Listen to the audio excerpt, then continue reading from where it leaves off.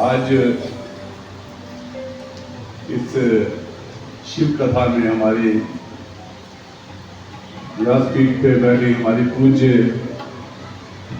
साध्वी बहन जी और सभी साध्वी बहनें और हमारे संतजन सभी के मेरा चरणों में कोटि कोटि नमन। सच पूछो तो आपके जब भी कथा सुनते हैं तो शून्य अवस्था में जाते हैं। बहुत बहुत आनंद आता है और मन को एक अलग सा संतोष मिलता है। और धन्य है आप लोग, अपने जीवन को त्याग के मानवता के लिए काम करना कोई आसान काम नहीं है। लेकिन अगर आप कभी भी गहराई में जाओ, हम एक ऐसे युग में आगे हैं कि हमारे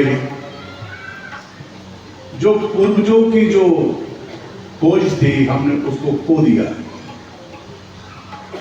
आज अगर सनातन का अर्थ जान लो,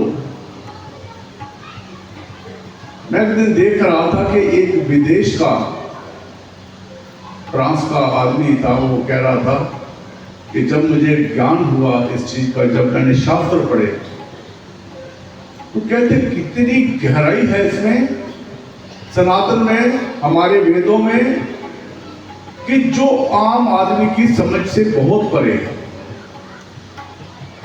अब छोटी छोटी चीजों को हम लेते हैं। जब मैं ये कहता हूं कि ये समझो जो हम अब आज पढ़ रहे हैं, ये जिसको हम ABC कहते हैं या आ ई यू है, इसकी तरफ जितना गहराई में जाओगे उस ईश्वर की समझ भी लगेगी और भगवान की प्राप्ति भी होगी। दो ही चीजें हैं उसमें, ध्यान है। आज हम जिस शिव की पूजा कर रहे हैं, हम जाते हैं मंदिर में शिवलिंग। ये नासा के वैज्ञानिकों ने सिद्ध किया है कि जो शिवलिंग का आकार है, यही आकार हमारे ब्रह्मांड का है। ये शिवलिंग जिसको हम शिवलिंग देख के कहते हैं अच्छा शिव जी के जड़द्वार, ये पूरी की पूरी सृष्टि है इसमें बंद है। तो जो लोग इस पर अध्ययन कर रहे हैं, जब उसकी पूरी सर्च की गई, जो आज हम कहते हैं कि हमारे ऐसे 100 सूरज हैं, 100 ऐसे लोक हैं, तो इसकी गहराई में जब जाना हो तो वो वही लोग ये हैं कि जिन्होंने तप करके आज भी 700 साल के जो तपस्वी हैं कैलाश पर्वत पे बैठे हैं, वो कुछ खाते थोड़ी, सूर्य से ऊर्जा लेते हैं, तब कर रहे हैं।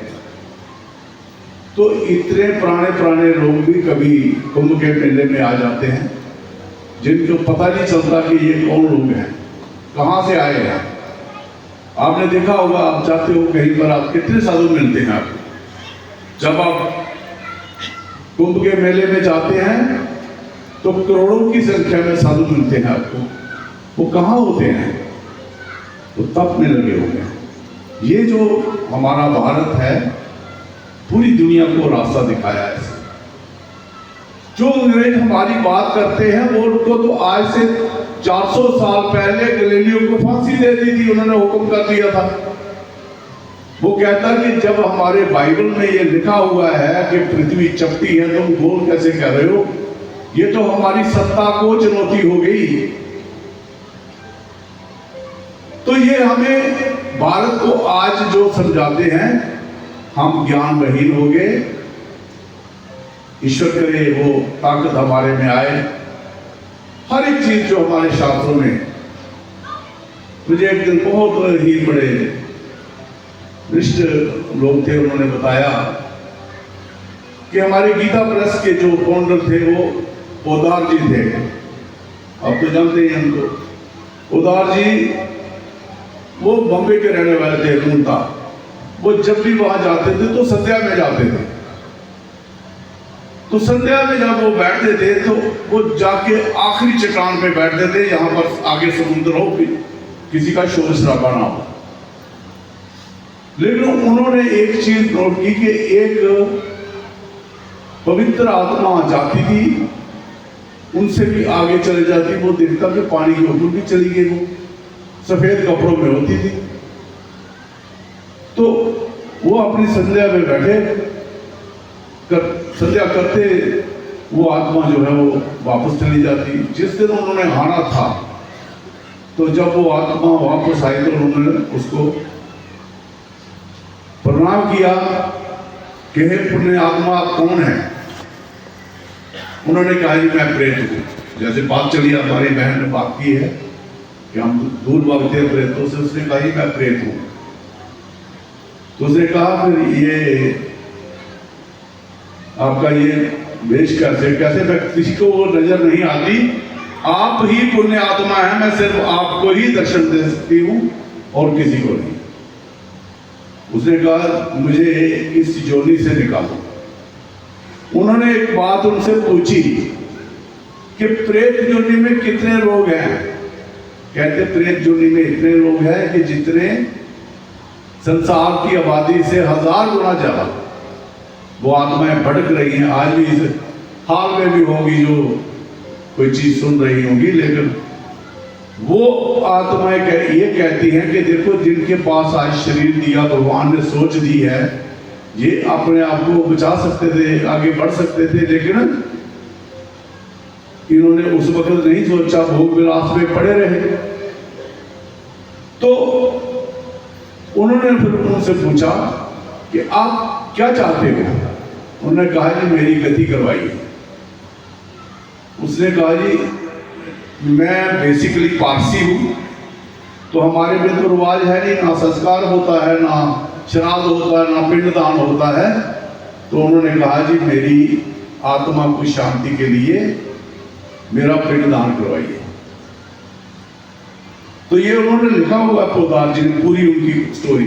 तो फिर उन्होंने कहा देखो आपका तो गोत्र भी नहीं पता होगा, फिर आप सभी को पता कि जिसका कोई गोत्र ना हो तो जो कश्यप ऋषि जी हैं उन्होंने कहा कि वो मेरा नाम जो है वो अपने उनके साथ जोड़ सकता है। फिर वो कहने लगे कि हमें कोई पंडित चाहिए कि जड़ा जो आपका श्राद्ध कराए। उन्होंने कहा जी आप हमारे घर से ही, मेरे बेटे का ये नाम है, उसका बीवी का ये नाम है, उनको ये कहिए कि मेरी आत्मा जो है वो भड़क रही है तो मेरी शांति करवाइए। तो उन्होंने राजस्थान से पंडित किए और उनके घर में गए। उन्होंने उनके घर से शराब के पैसे लिए, जाके गया में पिंडदान किया जहां जहां भी वो करना था। तो पोदार जी ने कहा कि अब आपकी आत्मा अगर उस लोक में चली गई है तो मुझे कैसे पता चलेगा? उसने कहा कि मैं आपको दर्शन दे के जाऊंगा। और कहते वो आत्मा मुझे दर्शन दे के गई कि मेरी गति हो गई है, मैं ऊपर वाले लोक में जा रही हूँ। तो ये सच्ची घटना है, ये कहानी नहीं है। तो इंसान को इस जन्म में रहते हुए सब कुछ करना चाहिए। तो आज यहाँ आके बड़ा आनंद आया और आप लोग तो आनंद ले ही रहे हैं। ईश्वर आपको सभी को शांति दे, सद्बुद्धि दे, ताकि हम अपने बच्चों को आगे संस्कार दें। इस भारत की जो आत्मा है हमारे सनातन, इसका हम बढ़ चढ़ के प्रचार भी करें और सनातन को जिए, तभी हमारा भारत जो है फिर से इस सृष्टि को भी बचाएगा, धर्म को भी बचाएगा, मानवता को भी बचाएगा। हमारी बहन जी ने एक बात कही है, वो पशुपति नाथ जी है। यही भारत की पहचान है कि हम जीव जंतु, हम सांपों को भी पूजते हैं, जितने भी जीव हैं उनकी रक्षा करते हैं, जल को पूजते हैं, इंसान को पूजते हैं। तो हम इस क्रम को जितना हो सके आगे बढ़ाएं। मैं इतना ही कह के अपनी वाणी को विराम देता हूँ और बहुत बहुत धन्यवाद। बोलिए शंकर भगवान की जय, गुरुदेव आशुतोष महाराज की जय, सभी संत चरणों की जय। धन्यवाद।